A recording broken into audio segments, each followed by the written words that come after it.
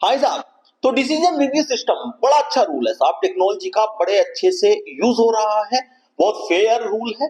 लेकिन भाई ये अंपायर स्कोर वाला जो मैटर है ये समस्या पर है। इसमें कभी किसी को आउट दे दिया जाता है, किसी को नॉट आउट दे दिया जाता है। तो चलिए इसको समझते हैं कि अंपायर स्कोर वाला ये मैटर है क्या।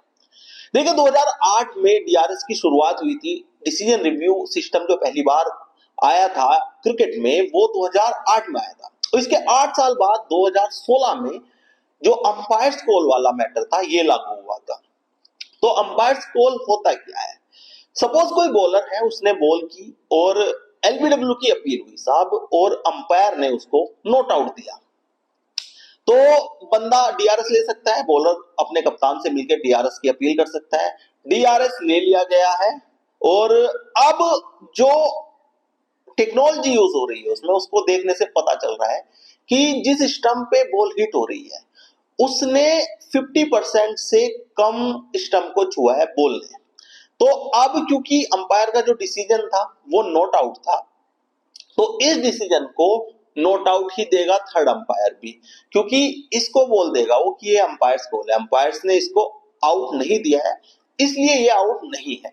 लेकिन इसी बॉल पे अगर अंपायर आउट दे दिया होता, कितनी मजेदार बात है, अगर इसी बॉल को अंपायर आउट दे दिया होता और अब ये डीआरएस जो है वो बल्लेबाज ने लिया होता, तो अब जब उसको रिव्यू किया जाएगा थर्ड अंपायर द्वारा तो उसको आउट दे दिया जाएगा, क्योंकि फिर से भाई साहब ये अंपायर कॉल में आ जाता है।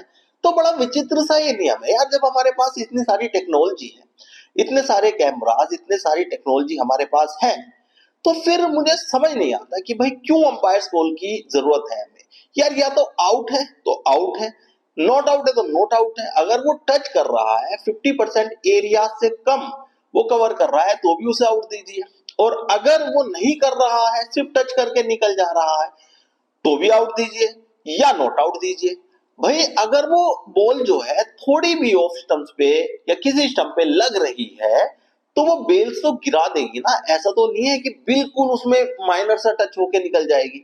तो समझते पर ये रूल है, या तो हमारी टेक्नोलॉजी इस तरह से यूज होनी चाहिए कि या तो आउट हो या नॉट आउट। अंपायर कॉल वाला मैटर मेरी समस्या पर है और मुझे नहीं ठीक लगता है नियम। आप क्या राय रखते हैं इस नियम पे? अपनी राय में कमेंट करके जरूर बताएं। इस चैनल को सब्सक्राइब और फॉलो करना ना भूलें।